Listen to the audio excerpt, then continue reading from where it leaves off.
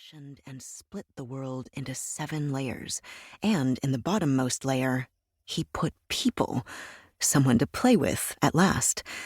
He watched the people puzzle things out, and it delighted him.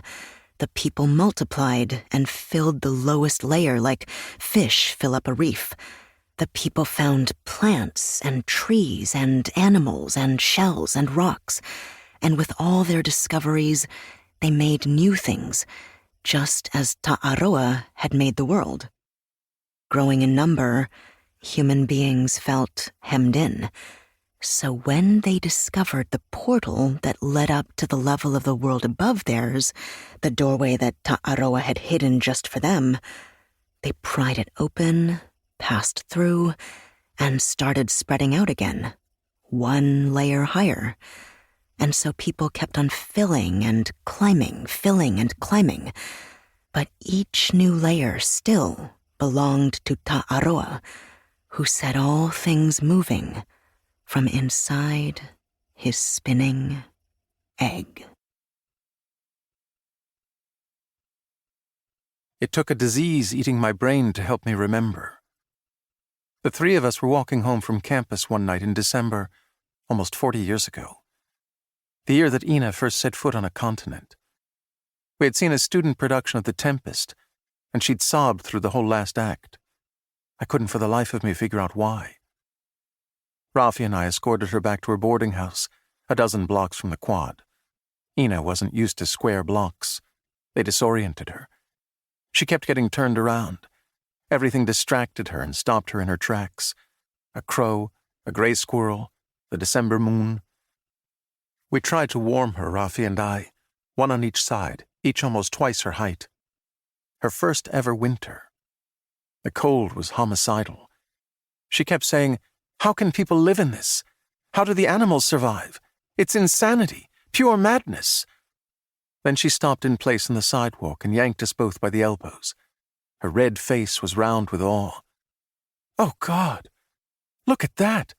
Look at that!" Neither of us could tell what in the world she was seeing. Little pellets were dropping through the air and landing on the grass with a faint click. They stuck to the ends of the frozen blades like white, wet flowers. I hadn't even noticed, nor had Rafi. Chicago boys, raised on the lake effect. Ina had never seen anything like it. She was watching bits of eggshell fall from the sky to make the earth. She stood there on the iron sidewalk, freezing to death, cursing us in joy. "Would you look at that? Look at that, you stupid shits! Why didn't you tell me about snow?" Ina Aroita went down to the beach on a Saturday morning to look for pretty materials. She took her 7-year-old Hariti with her. They left Afa and Rafi at the house, playing on the floor with toy transforming robots. The beach was only a short walk down from their bungalow near the hamlet of Momu, on the shallow rise between the cliffs and the sea, on the eastern coast of the island of Makatea, in the Tuamotu archipelago in French Polynesia, as far from any continent as habitable land could get. A speck of green confetti, as the French called these atolls, lost on an endless field of blue. Born in Honolulu to a Hawaiian petty officer first class and a Tahitian flight attendant, raised on naval bases in Guam and Samoa, educated at a gigantic university in the American Midwest, Ina Aroita had worked for years as a maid for a luxury hotel chain in Papeete, Tahiti, before boating 150 miles over to Makatea to garden and fish and weave and knit a little and raise 2 children, and try to remember why she was alive.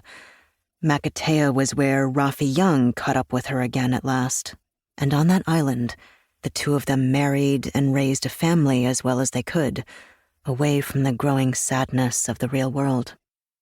4 years on Makatea convinced Ina Aroita that she was alive for the sole purpose of enjoying her moody husband and their 2 children, her crab boy Afa and her timid dancer Hariti. She grew things: yam, taro, breadfruit, chestnut, eggplant, avocado. She made things, shell sculptures and...